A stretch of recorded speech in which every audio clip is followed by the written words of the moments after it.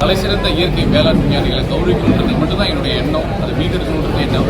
அதனால வருஷம் ஒவ்வொரு மாவட்டத்திலையும் இந்த மண்ணுக்கு மக்களுக்கும் சமூக நல அறக்கட்டளை மூலியமாக நாங்கள் தேர்ந்தெடுத்து அவங்களுக்கு விருதும் பக்க பரிசும் கொடுக்குறோம். அது நாங்கள் தேர்ந்தெடுக்கல, விவசாயத்துறை அதிகாரி மூலியமாக சர்டிஃபைடு விவசாயிகளுக்கு தான் நாங்கள் கொடுக்குறோம். அவங்க கொடுத்து அப்ரூவ் பண்ண விவசாயிகளுக்கு தான் கொடுக்குறோம்.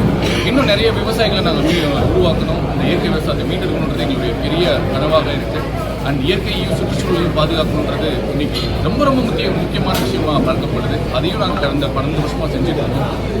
இந்த வருஷம் தஞ்சை மாவட்டத்தில் பண்ணது எனக்கு ரொம்ப பெருமை. எங்கள் மாவட்ட பொறுப்பில் ராம்குமார் இதை ரொம்ப சிறப்பாக செஞ்சார்.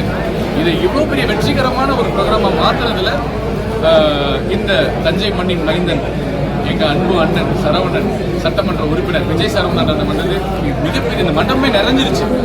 இது ஒரு அரசியலுக்கு அப்பாற்பட்ட ஒரு நிகழ்வு.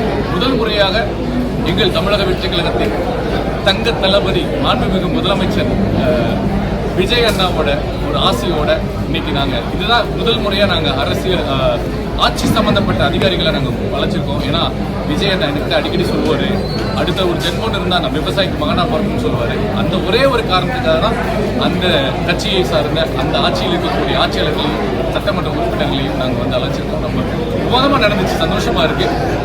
தொடர்ந்து இது சம்பந்தப்பட்ட விவசாயிகளுடைய பிரச்சனைகளை பற்றி நாங்கள் முதல்வருக்கு எடுத்து சொல்லலாம்னு இருக்கோம். அவரும் கண்டிப்பாக செய்வார். அந்த நோக்கில் நாங்கள் பயணிச்சுட்டு இருக்கோம். எல்லாரும் விவசாயிகளை சப்போர்ட் பண்ணுங்க. இயற்கை விவசாயத்தை வீட்டுக்கு எல்லாரும் சப்போர்ட் பண்ணுங்க. விவசாயிகள் இல்லைன்னா ஒன்றுமே பண்ண முடியாது. நம்ம எவ்வளோ விஞ்ஞானத்துக்கு பக்கம் போனாலும் விவசாயிகள் இல்லாமல் நம்ம உயிர் வாழ முடியாதுன்றதை நாங்கள் சொல்லிக்கிறேன். கடவுள் அதாவது தமிழக வெற்றி கழகம் ஆரம்பிக்கப்பட்ட நாளுக்கு இங்கிருந்து மக்கள் இயக்கமாக இருக்கும் பொழுது ஐயா நம்மாழ்வார் அவர்கள் இயற்கையை எழுதிய நாளிலிருந்து நம்முடைய அமைப்பு சார்பில் திருக்காட்டுப்பள்ளி நகரத்தில் அவருடைய பிறந்த தினம் மற்றும் அந்த நினைவு நாளை போற்றும் வகையில் அவருடைய திருவுருவப்படத்திற்கு முறையாக அஞ்சலி செலுத்துகின்ற ஒரு நிகழ்ச்சியை தொடர்ந்து கடந்த ஆண்டு வரையில் நாம் செயல்படுத்திக்கிறோம். அது அவருக்கு நாங்கள் செலுத்துகின்ற நன்மையை அதிகமாகவே செய்து வரோம். அந்த நிகழ்வுகளின் போதெல்லாம் நாங்கள் எதை வலியுறுத்தி வந்தோமோ அந்தந்த காலகட்ட அரசுகளுக்கு அதை கடந்த சட்டமன்ற தேர்தல் அறிக்கையில் எங்களுடைய வாக்குறுதியாகவே வழங்கியிருக்கிறோம்.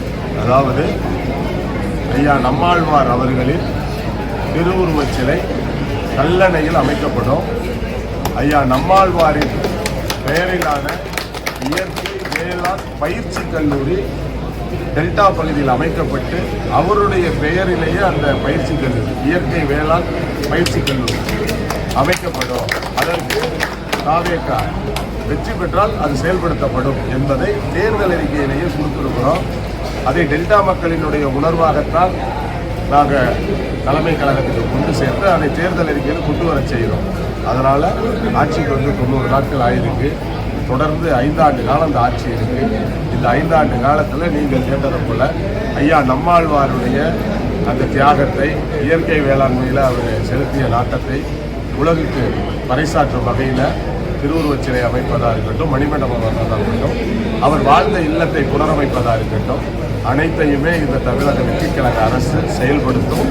அதற்கு நான் முன்னின்று அந்த கோரிக்கைகளை எல்லாம் வைத்து அதை நிறைவேற்றும். பிளே ஸ்டோர் மற்றும் ஆப் ஸ்டோரில் இருந்து பாலிமர் செயலியை QR கோடு மூலம் பதிவிறக்கம் செய்யுங்கள். செய்திகளை உடனுக்குடன் பெறுங்கள்.